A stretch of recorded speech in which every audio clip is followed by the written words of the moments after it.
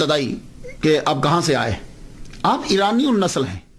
ہاں، علامہ جلال الدین سیوطی عربی النسل نہیں ہے، ایرانی النسل ہیں. آپ پہلے بغداد آئے، بغداد سے پھر ایجپٹ میں آئے، مصر میں آپ کا خاندان آیا، اور مصر کے اندر ایجپٹ میں جب آپ کا خاندان آیا تو آپ کا خاندان پڑھا لکھا خاندان تھا، شروع ہی سے تصوف میں چلے آ رہے، ولی کامل آپ کا خاندان.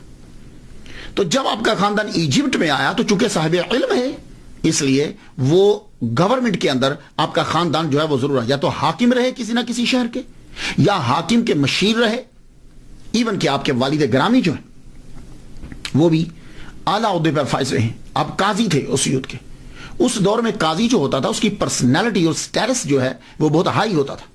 جیسے آج کے دور کے اندر کوئی جج ہو یا چیف جسٹس ہو، اور شاید آج کے دور میں چیف جسٹس کا بھی اتنا مرتبہ نہ ہو جتنا اس دور کے اندر پرانے اسلامی دور میں جج کا، قاضی کا جو ہے وہ مرتبہ ہوتا تھا. اور اس آپ کا خاندان شروع ہی سے علم پرور ہے اور خود بھی صاحب علم ہے. امام سیوطی رحمۃ اللہ لکھتے ہیں کہ میرے جد اعلیٰ شیخ حمام الدین ایک صوفی تھے، یعنی جن سے آگے نسل چلی. اور امام سیوطی کے والد گرامی شیخ ابو بکر الکمال جو امام حجر اسقلانی رحمۃ اللہ علیہ کے شاگرد ہیں، آپ مدرسہ شیخونیہ میں مدرس بھی تھے اور شہر اسیوط کے قاضی بھی تھے.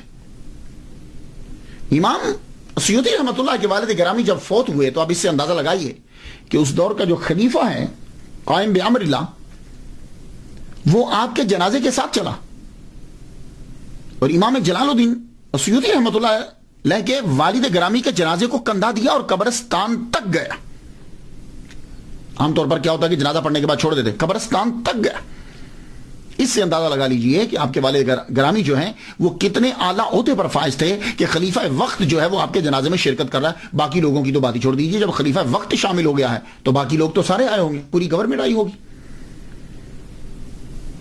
علامہ جلال الدین سیوطی شافعی شاذلی رحمۃ اللہ علیہ کا اصل نام جو ہے وہ عبد الرحمن ہے.